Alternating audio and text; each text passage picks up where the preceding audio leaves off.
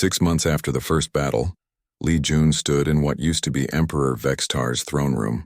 The golden throne was gone, melted down and turned into medical equipment for the refugee camps. In its place was a simple round table where representatives from 40 different species were meeting to decide the future of the galaxy. "The Krathan homeworlds have agreed to the peace treaty," said Keth, who now spoke for the Moran people. "They will give up all their military ships and help rebuild the worlds they damaged." "What about Emperor Vextar?" asked Sarah from Drakmor.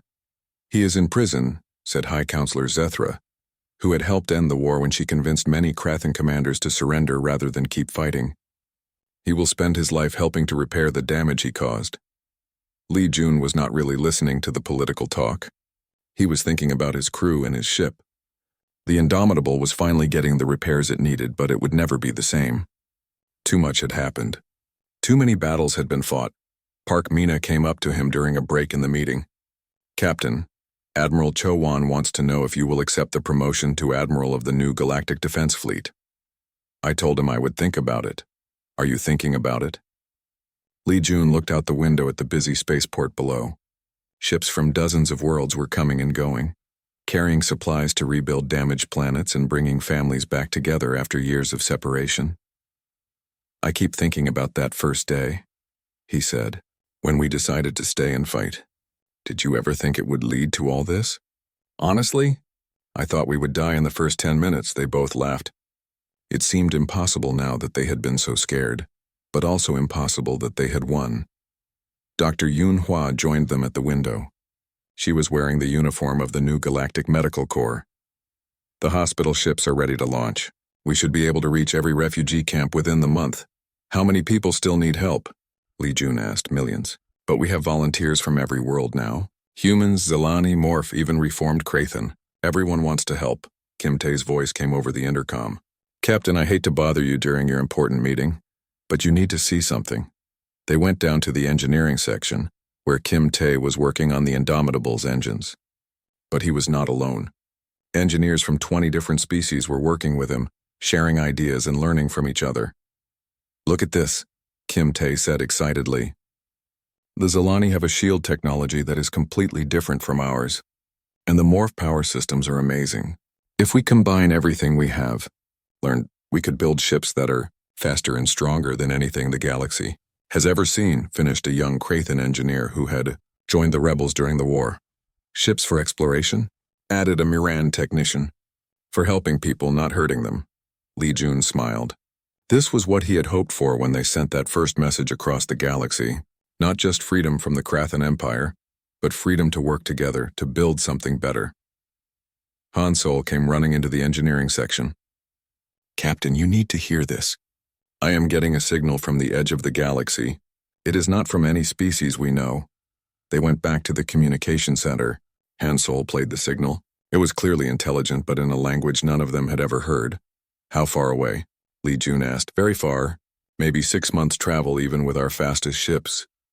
Park Mina was studying the signal pattern. "It looks peaceful. Like they are trying to say hello." Dr. Yunhua was already thinking like a scientist. "A completely new species. Think what we could learn from each other.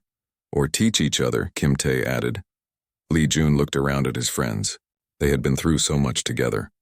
They had fought impossible battles and won an impossible war.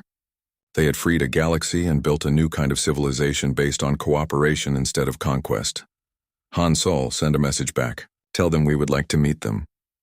What should I say about us? Li Jun thought for a moment. Tell them we are explorers. Tell them we believe that different kinds of people working together can do amazing things. Tell them we would like to be friends. And Captain? Park Mina asked. What about that promotion? Li Jun looked out at the stars. There were so many places to go, so many people to meet, so many things to discover. The galaxy was free now, but freedom was just the beginning. I think I will stay a captain for a while longer. The Indomitable and I still have work to do. What kind of work? The kind we have always done. Protecting people who need protection. Helping people who need help. And showing the galaxy that when good people work together, impossible things become possible. Dr. Yunhua smiled. So we are going to keep flying into danger and somehow surviving? That is what we do best. Han Sol had finished sending the reply to the mysterious new species. Message sent, Captain. Think they will answer? I think they will. And when they do, we will be ready to make some new friends. Park Mina was already planning their next mission. The Outer Rim colonies still need supplies, and there are reports of pirates in the Vega sector.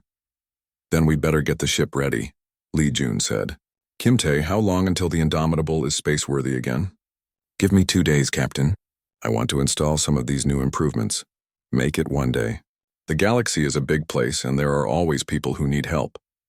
As his crew went back to work, Lee Jun stood alone in the communications center and looked at the star charts. The Krathan Empire was gone, replaced by the Galactic Cooperative, where every world had a voice and every species was treated with respect. It had started with one ship refusing to abandon innocent people. Now it was a galaxy full of beings working together to build something better than anyone could have imagined. He thought about the families on the colony ship New Sol, the ones they had protected in that first battle. They were living on their new world now, under a real sun, breathing real air, raising their children in freedom. That was what it had all been about. Not glory or conquest or revenge, just the simple idea that innocent people should be allowed to live in peace. A new message came in on the communication system. It was from Earth, from Admiral Cho-Wan.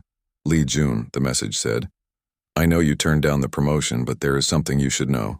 The colonies you saved have named their capital city after your ship. They call it Indomitable City. They want their children to remember that sometimes when people refuse to give up, miracles can happen. Lee Jun smiled and started composing a reply. There was so much work to do, so many places to explore, so many people to help. The Indomitable and her crew would be ready. After all, that was what humans did. When someone needed help, when someone was in danger, when someone was fighting for their freedom, humans showed up, and they never gave up. The galaxy was big and full of wonders and dangers, but it was also full of good people who were willing to work together to make things better. And that, Lee Jun thought as he looked out at the stars, was the most wonderful thing of all. The Krathan supply station looked like a metal spider floating in space. It had 8 long arms reaching out from a central body, and each arm was covered with docking ports for ships, warehouses full of weapons, and repair facilities. It was supposed to be one of the safest places in the Empire. 20 ships guarding it, Park Mina reported as the Indomitable approached. They have not seen us yet. Kimtae, how are our engines? Still dying, Captain. Maybe 30 minutes before they quit completely. Lee Jun looked at his crew. They had been through so much already. They could try to sneak past the station and hide somewhere until help arrived. But he knew that would not change anything. The Krathan would rebuild their fleet, and next time they would be ready for human tactics. Hansol, can you break into their communication systems? I think so. Their security is not very good. They are not used to people attacking them. Do it. I want to send a message to every planet in the Empire. Dr. Yun Hua looked up from her medical station. Captain, what are you planning? Something that will either free the galaxy or get us all killed. Hansol worked at his controls for several minutes. I am in, Captain. I can reach every communication device in the Empire. Every planet, every ship, every personal communicator. Are you ready to record? Yes, sir. Lee Jun stood up and straightened his uniform. He was tired and dirty, and his ship was falling apart around him. But his voice was strong and clear. This is Captain Lee Jun of the Earthship Indomitable. 4 days ago, the Krathan Empire sent 500 warships to destroy human colonists who only wanted to find a peaceful home. We fought back. We won. He paused and looked around the bridge at his crew. They were all watching him with pride in their eyes. We did not win because we are stronger than the Krathan. We won because we were fighting for something worth dying for. We were protecting our families, our future, our right to exist in freedom. I know that many of you listening to this message have never known freedom. You have lived under Krathan rule for so long that you have forgotten what it feels like to make your own choices. But I want you to remember something. The Krathan are not gods. They are not invincible. They are just bullies with big ships, and bullies can be beaten. Hansol gave him a signal. The message was being heard on every world in the Empire. Right now, as I speak to you, the Krathan are building the largest fleet in their history. They want to make sure that what we did never happens again. They want to show the galaxy that resistance is hopeless. But I have a different message for you. If one human ship can destroy 500 Krathan vessels, imagine what we can do together. Imagine what happens when every enslaved world stands up at the same time and says no more. On the planet Zelos, a factory worker named Kint was listening to the humans' words while pretending to work on a Krathan weapon. Around him, other workers had stopped what they were doing to listen. "We are not asking you to fight our battles," Li Jun continued. "We are asking you to fight your own. Take back your worlds. Take back your lives. Take back your future. The Krathan rule through fear. They want you to believe that they are too strong to defeat. But we have shown that this is a lie. They can be beaten. Their ships can be destroyed.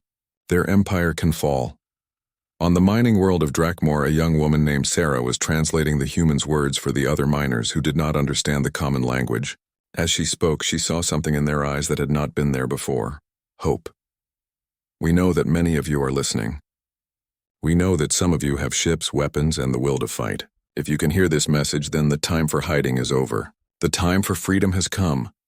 Emperor Vextar was watching the humans' message from his throne room, and his rage was so great that the air around him seemed to glow red. "Turn it off," he shouted. "We cannot, my emperor," a technician replied. "They have control of the entire communication network." On the screen, Li Jun's face was calm and determined. "To the Krathan Empire, I say this. You started this war when you threatened innocent people. We will finish it. We are coming for you, and we are not coming alone. Every world you have enslaved, every people you have conquered, every being you have oppressed, they are all going to rise up. And when they do, you will learn what humans learned long ago: that freedom is more powerful than any weapon." The message ended, but across the galaxy, something had changed. On 1,000 worlds, beings looked at each other and saw the same thing in each other's eyes. They saw the courage to fight back. "Hansol," Li Jun said, "what is happening out there?" Hansol was monitoring communications across the Empire. His eyes got wide. "Captain, I'm hearing reports from everywhere. Ships are launching without permission. Weapons factories are being taken over by the workers. Some planets are declaring independence. Already, it is like a fire, Captain. Starting small but spreading fast." Parkmina was watching her tactical screens. "The ships guarding this station are moving. They are coming toward us, but they look confused. I think they are getting orders from a dozen different commanders. Kim Tae, can you give me one more miracle?" "Captain, I have been saving the best for last. Remember how I changed our shield system? Well, I also changed our communication system. We can now coordinate with any ship that wants to fight alongside us." "What do you mean?" "I mean we are about to have company." On the main screen, new ships began appearing out of faster-than-light jumps. They were not human ships. They were vessels from dozens of different species, all flying toward the Krathan supply station. "This is the Zelani cruiser Freedom's Dawn," came a voice over the radio. "We are here to help the humans. This is the Morph Battle Group New Hope. We stand with Earth. This is mining ship Liberation from Drakmor. We may not be warships, but we are tired of being slaves." More and more ships appeared. Some were military vessels that had turned against their Krathan commanders. Others were cargo ships and mining vessels loaded with workers who had decided to fight. All of them were flying toward the supply station. Dr. Yunhua was amazed. "How many ships are out there?" "Over 100, Parkmina said. "Maybe 200. And more are arriving every minute." Li Jun felt something he had not expected to feel: hope. Real hope that they might actually win this war. "All ships, this is Captain Li Jun. We are going to take that supply station and use it as our base. From there, we are going to show the Krathan Empire that their time is over. But first," he said, looking around at his crew, "we are going to show them what happens when you make humans angry." The Indomitable led the growing fleet toward the supply station. Behind them came ships from every corner of the galaxy, all united by one simple idea: that freedom was worth fighting for. The Krathan guards at the station fired a few shots, but then they saw how many ships were coming at them. Most of them surrendered immediately. Some tried to escape, but the rebel ships were everywhere. Within hours, the supply station belonged to the rebellion, and from its communication center, Li Jun sent out another message. "This is the first free station in what will soon be a free galaxy. Join us. Across the Empire, more ships launched. More workers left their factories. More worlds declared independence. The war for freedom had begun." Emperor Vextar had ruled the Krathan Empire for 30 years. He had conquered 17 star systems and made billions of beings bow to his will. Never in all his years had anyone brought him news like this. "Say that again," he said to the messenger who knelt before his golden throne. Slowly, the messenger was shaking. "My emperor, the entire 4th battle fleet has been destroyed. Over 400 ships. All destroyed by one human vessel. One ship? Yes, my emperor. The survivors say it moved like nothing they had ever seen. It spun and danced between their weapons. It destroyed Admiral Kulvas's flagship by somehow passing through its shields." Emperor Vextar stood up from his throne. He was 8 feet tall and covered in natural armor plates like all his people. When he was angry, his voice could crack stone. "You are telling me that 500 of our best warships were defeated by one primitive human ship?" "The reports are consistent, my emperor. The humans fought with tactics we have never encountered. They showed no fear, even when facing impossible odds." High Counselor Zethra, the emperor's oldest advisor, stepped forward. She was smaller than the emperor but much older and wiser. "My emperor, perhaps we should consider what this means." "It means our military commanders are weak." Vextar roared. "It means they have grown soft from too many easy victories." "Or," Zethra said carefully, "it means these humans are different from any species we have encountered before." The emperor sat back down. Around his throne room, holographic displays showed maps of the Empire, 200 star systems, trillions of beings, all under his control. But now, for the first time in 500 years, someone had beaten the Krathan military in battle. "What are the other species saying?" he asked. Another messenger stepped forward. This one looked even more worried. "My emperor, there are problems. The Zalani system has stopped sending tribute. The Morph colonies are asking questions about independence. Some worlds are saying that if humans can defeat us, maybe they can too." Vexitar felt something he had not felt in decades. Fear. Not fear of death, but fear of losing everything he had built. The Empire was like a giant machine held together by one thing, the belief that the Krathan could not be beaten. "How many beings saw this battle?" he asked. "The humans broadcast it, my emperor. They sent the recording to every world in the Empire. Billions saw it. They wanted everyone to see how they fought. They wanted to show that we could be beaten." Zethra moved closer to the throne. "My emperor, I have studied these humans. They are not like us. We fight to conquer and rule. They fought to protect their families. That kind of fighting, it makes people do impossible things. I do not care why they fought." Vextar's voice shook the room. "I care that they won. And if they can win once, others will think they can win too."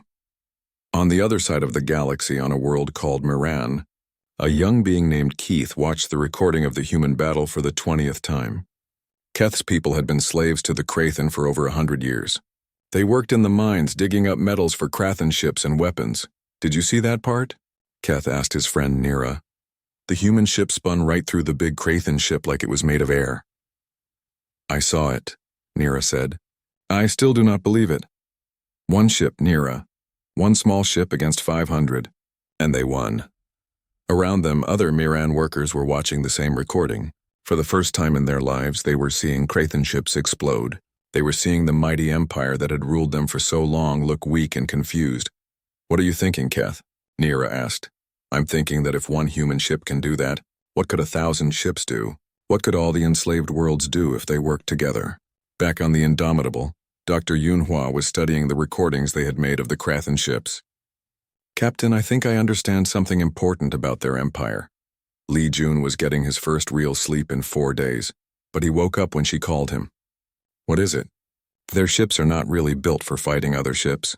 They are built to scare people. Look at this." She showed him pictures of the Krathan ship designs. Big, scary, lots of weapons pointing forward. Perfect for threatening planets that cannot fight back. But not good for fighting something that fights back? Exactly. And there is something else. I have been listening to their communications. The way they talk to each other. There is no creativity, no independent thinking. Everyone waits for orders from someone higher up. Park Mina joined them on the bridge. She had been trying to fix their damaged weapons. That explains why they were so confused when we started using new tactics. They probably never fight anyone who fights back in creative ways. Which means, Li Jun said, thinking out loud, their whole empire might be more fragile than it looks. Kim Tae's voice came from the engine room. "Captain, I hate to interrupt, but we have a problem. Our engines are dying. We used them too hard in the battle." We need to get to a repair station soon or we will be floating in space. How soon? Maybe a day. 2 at the most. Li Jun looked at the star charts. The nearest human base was weeks away, even if their engines were working perfectly. But there was something else on the charts. Something that might be very dangerous or might be their only hope. Hansel, are you still monitoring Krathen communications? Yes, Captain. There is a lot of chatter. Ships moving around, commanders asking for orders. It sounds like they are getting ready for something big. What kind of big? I think they are gathering a huge fleet, Captain. Maybe the biggest fleet in their history. They want to make sure no one else gets ideas about fighting them. Dr. Yunhua looked worried. Captain, if they bring 1,000 ships, even 2,000, we cannot win that fight, not with our engines failing. Li Jun studied the star charts again. There was a Krathen supply station 2 hours away. It would be incredibly dangerous, but it might be their only chance to repair the ship and get ready for what was coming. Park Mina, how many weapons do we have left? Not many. Maybe enough for one more fight if we are lucky. Kim-tae, can you get us to that supply station? Maybe, why? Li Jun smiled, but it was not a happy smile. It was the smile of someone about to do something very dangerous. Because if we are going to change the galaxy, we need to do more than just win one battle. We need to show everyone that the Krathen Empire can be beaten by anyone willing to fight for their freedom. You want to attack a Krathen supply station with a broken ship and almost no weapons? Dr. Yunhua asked. I want to send a message that will be heard on every world in the Empire, a message that says the age of Krathen rule is ending. Han Sol was already setting course for the enemy station. Captain, this is either going to be the most heroic thing in human history or the most stupid. Maybe both, Li Jun said. But someone has to light the fire. Someone has to show the galaxy that freedom is possible. As the Indomitable limped toward the enemy supply station, across the galaxy, beings on 1,000 worlds watched the recordings of their impossible victory and began to hope. 3 days had passed since the fight began. Li Jun had not slept in over 60 hours.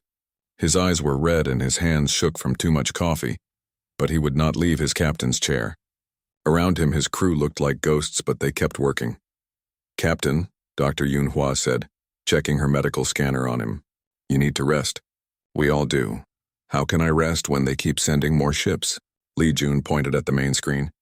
200 Krathen ships were now circling them, but they were keeping their distance. The space around the Indomitable was full of floating pieces of destroyed enemy ships.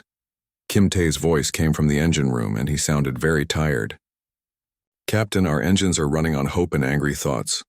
I have fixed everything I can fix. If something else breaks, we are going to be floating in space. How many have we destroyed? Li Jun asked. Park Mina looked at her numbers.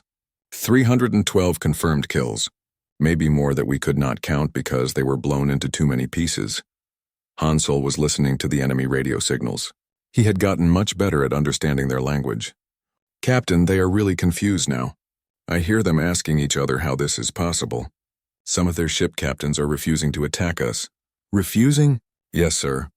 They are saying that fighting us is suicide. They want to wait for their biggest ships to arrive. Dr. Yunhua was reading information from the pieces of enemy ships they had collected. I have been studying their technology. Their ships are very strong, but they are built for scaring people, not for real fighting. They are used to enemies who give up when they see how big the Krathen fleet is. But we did not give up, Park Mina said. No, we did not, and now they do not know what to do. Li Jun stood up from his chair. His legs were shaky, but his voice was strong. Kim Tae, can you give me one more impossible thing? Depends on what it is, Captain. I want to ram their biggest ship. Everyone on the bridge turned to look at him. Park Mina's mouth fell open. Captain, that will kill us all. Maybe. Or maybe Kim Tae has one more miracle hiding in our engines. Kim Tae was quiet for a long moment. Then he started laughing. It was a tired, crazy laugh. Captain, you know what? I think I do. But you are not going to like it. Tell me. Remember how I changed our spinning system? Well, I also changed our shields. Instead of just protecting us, I made them flexible. If I time it exactly right, we might be able to phase through their shield instead of crashing into it. Dr. Yunhua stared at him. That is impossible. Shields do not work that way. Human shields did not work that way. But I have been studying the pieces of their ships. Their shields work differently. If we match our shield frequency to theirs at exactly the right moment, We could pass right through their shield like it was not there, Park Mina finished, and then explode their ship from the inside. Or explode ourselves trying, Dr. Yunhua said. Li Jun looked around at his crew. These people had already done impossible things. They had fought 300 enemy ships and won. They had saved thousands of families. If they died now, they would die as heroes. It is your choice, he said. Anyone who wants to try to escape can take a shuttle. No one will blame you, Kim Tae answered first. Captain, I want to see if my crazy idea works. Park Mina was already setting up the attack course. Someone has to keep an eye on these boys. Hansol nodded. I want to go home and tell people what we did. But first we have to do it. Dr. Yunhua sighed. I became a doctor to save lives. I guess this is just a different way to do it. Li Jun smiled. All right then. Kim Tae, set up your miracle. Park Mina, find me the biggest, meanest ship out there. Hansol, record everything. If we die, I want Earth to know what happened here. The Indomitable began moving toward the center of the enemy fleet. The Krathan ships were confused at first. Why was the human ship, which had been so careful and smart, suddenly flying right at them? There, Park Mina said. That ship is twice as big as anything else. It has to be their command ship. The ship she pointed at was huge. It looked like a metal mountain floating in space covered with weapons and armor. It was beautiful in a terrible way. Hansol, what are they saying? They think we have gone crazy, Captain. They are laughing at us. They say we are finally going to do their work for them. Let them laugh. Kim Tae, are you ready? As ready as I can be for something that should not be possible. The Indomitable flew faster and faster toward the giant enemy ship. The Krathan ship's weapons started firing, sending huge beams of energy at the small human ship. But Park Mina spun them around the attacks and Kim Tae pushed the engines harder than they had ever been pushed. Almost there, Park Mina said. 10 seconds to impact. Kim Tae, changing shield frequency now. If this does not work, it has been fun, everyone. 5 seconds. 4, 3, 2, 1. The Indomitable hit the giant Krathan ship's shields at incredible speed. For a moment that felt like forever, there was only bright light and the feeling of being pulled apart. Then they were through. They were flying through the inside of the enemy ship, past surprised alien crews and glowing machinery. The Indomitable spun through the giant ship's guts like a bullet through a balloon. Fire everything, Li Jun shouted. Park Mina fired every weapon they had. Missiles and energy beams exploded inside the enemy ship, hitting things that were never supposed to be hit. The giant ship began tearing itself apart from the inside. The Indomitable burst out the other side of the enemy ship, just as it exploded behind them. The explosion was so big that it lit up the whole area like a new sun. We are alive, Hansol shouted. We are actually alive. Dr. Yunhua was checking her medical screens. Somehow everyone is still breathing. Kim Tae's voice came from the engine room. I cannot believe that worked. I really cannot believe that worked. Park Mina was looking at her tactical screen. Captain, the other enemy ships are running away. All of them. They are jumping to faster than light speed and leaving. Li Jun looked at the main screen. Where there had been 200 enemy ships, now there was empty space and floating wreckage. The Krathan fleet was gone. Hansol, send a message to Earth. Tell them the colony is safe. Tell them we won. What should I say about how we won? Li Jun looked around at his crew. They were tired, hurt, and their ship was barely holding together. But they were alive, and they had done something that would be talked about for 1,000 years. Tell them that sometimes, when people are fighting for something they love, impossible things become possible. Hansol started typing the message. Dr. Yunhua began taking care of the wounded. Park Mina started counting their remaining weapons. Kim Tae started fixing what could be fixed, and Li Jun sat in his captain's chair and realized that they had just changed everything. The Krathan Empire had never lost a battle before. Now they had lost to one human ship. What would happen next? The first missiles from the Indomitable flew through space like angry red stars. Park Mina had aimed them at the biggest Krathan ship she could see. The missiles hit and made bright explosions, but the enemy ship was still there, just with some black marks on its side. Their shields are very strong, Park Mina said, but she did not sound worried. Kim Tae, are your surprises ready? Kim Tae's voice came from the engine room and he sounded excited. Oh, they are ready. Captain, remember how I always said our ship was built wrong? I remember you complaining about it every day, Li Jun said. Well, I fixed it. The way we spin our living areas?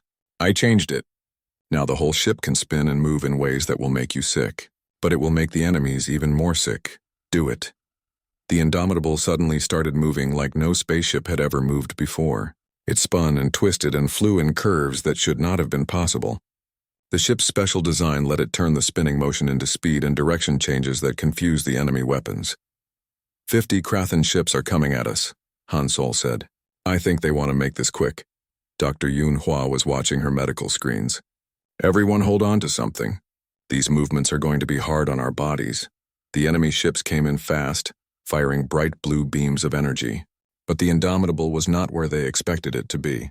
It was spinning and dancing between their shots like a leaf in the wind. Park Mina, can you hit them while we are moving like this? Lee Jun asked. Watch me. Park Mina's fingers moved on her controls like she was playing music. Every time the ship spun toward an enemy, her weapons fired. Kim Tae, can you make us spin faster? Are you crazy? We are already at the edge of what humans can survive. Make us spin faster. You got it. The Indomitable began spinning so fast that the stars outside looked like long lines of light. Inside the ship, the crew was pressed into their chairs by forces that felt like a giant hand pushing them. But somehow Park Mina kept shooting. Her missiles did not just fly straight anymore. Kim Tae had connected the weapon systems to the ship's spinning motion. Now the missiles flew in curves and spirals, coming at the enemy ships from directions they did not expect. Direct hit on enemy ship number 1, Han Sol called out. It is breaking apart. Number 2 is losing air from its side. Number 3 just exploded. Dr. Yoon Hwa was amazed as she watched her screens. How are we still alive? The human body should not be able to handle this spinning. We are not just spinning, Kim Tae said over the intercom. I changed our artificial gravity too. The ship is fighting the spinning forces to keep us comfortable. It is like we are inside a ball that stays still while the outside spins. The battle went on for hours. The 50 Krathan ships had become 30, then 20, then 10. The Indomitable flew between them like an angry wasp, too fast and too crazy for them to catch. But Lee Jun knew they could not keep this up forever. Kim Tae, how are our engines? Running hot, Captain, very hot. If we do not slow down soon, something bad will happen. How long can we keep going? Maybe 2 more hours. Maybe less. Park Mina, how many enemies are left from the first group? 6, Captain. But there are more coming. Many more. Lee Jun looked at the main screen. The 6 remaining enemy ships from the first attack were staying far away now, scared to come close. But behind them, he could see more ships coming. A lot more. Han Sol, try to listen to their radio signals. What are they saying? Han Sol worked at his controls for a few minutes. Captain, I think I understand some of their words now.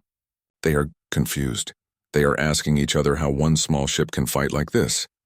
They are asking for help, Dr. Yoon Hwa added. She had been studying the alien signals too. I think they are scared. Scared? Lee Jun asked. Of us? Think about it, Captain, Park Mina said while she fired another missile that curved around an asteroid and hit an enemy ship. They rule a big empire. They are used to everyone being afraid of them. But here we are, one little ship, and we are winning. Kim Tae's voice came again. Captain, I have an idea. It is crazy, but it might work. All your ideas are crazy, Kim. That is why they work. What is it? These enemy ships are big and strong, but they are also slow and dumb.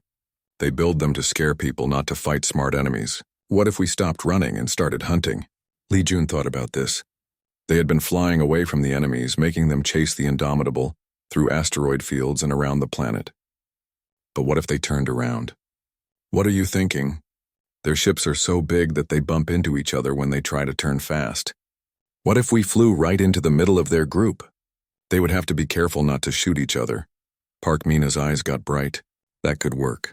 If we are fast enough. Dr. Yoon Hwa, can our bodies handle more of this crazy flying? The doctor looked at her screens. We are all getting very tired. But we are alive, and that is more than anyone expected. Lee Jun made his decision. Kim Tae, give us everything you have. Park Mina, get ready to fight in close. Han Sol, keep listening to their signals. If they start to panic, I want to know. The Indomitable suddenly changed direction. Instead of running away from the new group of enemy ships, it flew straight toward them. 50 more ships coming at us, Park Mina said. No. Wait, 70. They really want us dead now. Then let us give them a fight they will never forget, Lee Jun said. The human ship dove into the middle of the enemy group like a shark swimming into a school of fish. The Krathan ships were so surprised that some of them shot at empty space where the Indomitable had been a second before. Park Mina fired missiles in all directions. Kim Tae made the ship dance between the enemy ships so fast that they started bumping into each other trying to follow.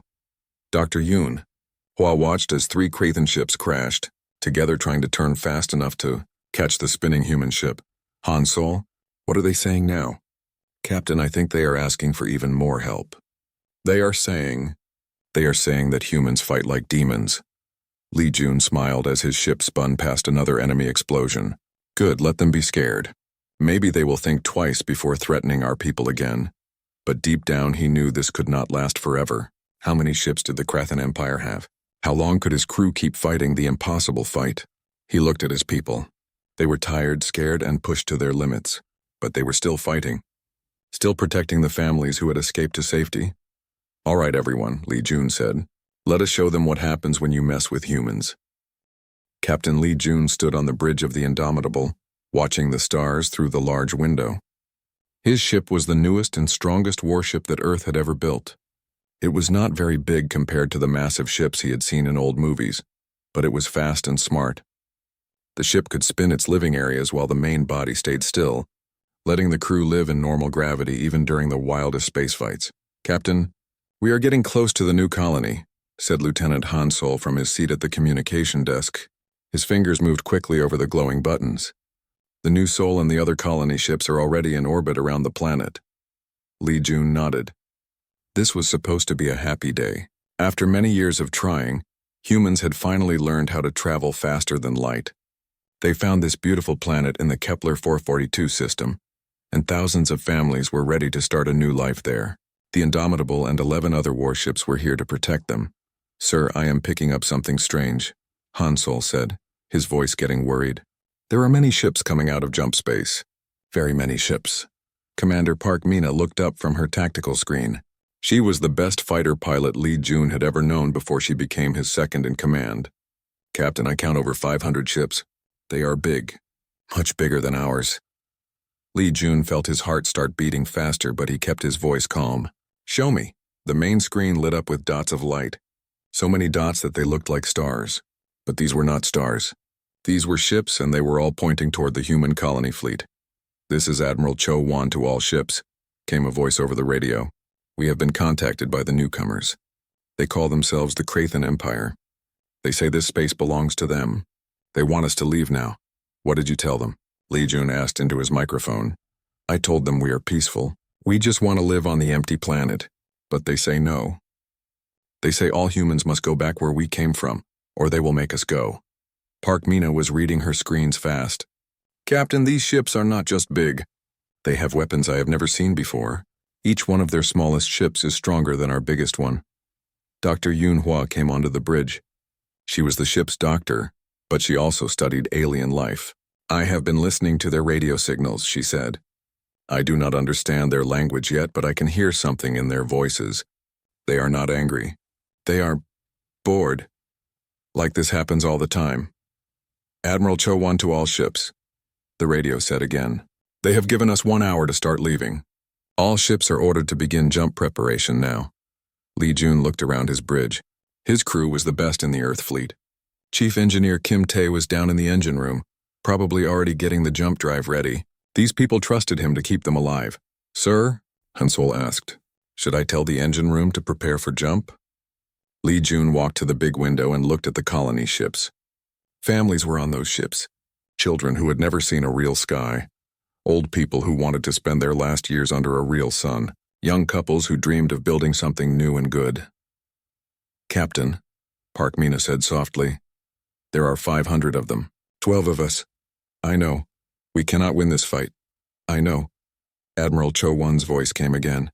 All ships begin jump in 30 minutes. That is an order.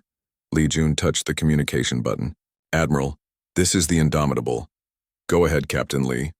Request permission to stay behind and cover the colony ships as they escape. There was a long, quiet moment. Captain, that is suicide. You cannot fight 500 ships, maybe not. But I can slow them down. Give the families time to get away. Lee Jun, the Admiral's voice was sad. I cannot order you to die. You are not ordering me, sir. I am asking. Another long quiet. Then, permission granted. God help you, Captain. Lee Jun turned to his crew. They were all looking at him. Han Sol was just a kid, only 22 years old. Park Mina had a husband back on Earth. Dr. Yoon Hwa had spent her whole life learning how to save people, not fight them. Kim Tae had 3 children. You all heard, Lee Jun said. Anyone who wants to leave can take a shuttle to one of the other ships. No one will think less of you. No one moved. Captain, Park Mina said. Where else would we go? Han Sol nodded. These are our people down there. Dr. Yoon Hwa was checking her medical supplies. Someone has to take care of you crazy people. Kim Tae's voice came from the engine room over the intercom. Captain, I have been working on some changes to our systems. Want to see what this old ship can really do? Lee Jun smiled. He was scared, more scared than he had ever been. But he was also proud. These people, his people, were about to do something impossible because it was right. Han Sol, send a message to the colony ships. Tell them to run fast and do not look back. Park Mina, I want every weapon we have ready to fire. Every trick you know. Dr. Yoon Hwa, get ready for wounded. Kim Tae, whatever you have been planning, now is the time. The other human ships began to jump away, one by one. Bright flashes of light as they escaped to safety. Soon only the Indomitable was left, one small ship facing an ocean of enemies. Captain, Han Sol said, the Krathen ships are moving. They are coming toward us. How many? All of them. Lee Jun sat in his captain's chair. Through the window, he could see the last colony ship getting ready to jump. Families were in there. Children. Hope for the future. This is Captain Lee Jun of the Earthship Indomitable, he said into the radio, knowing the Krathen could hear him. You want to hurt innocent people? You will have to go through us first. The colony ship jumped away in a flash of light. They were safe. Now it was just the Indomitable and 500 enemy ships. All crew, this is the captain, Lee Jun said over the ship's intercom. Battle stations. Today we show the galaxy what humans do when someone threatens our families. Park Mina's hands flew over her weapons controls. Targets locked. Fire.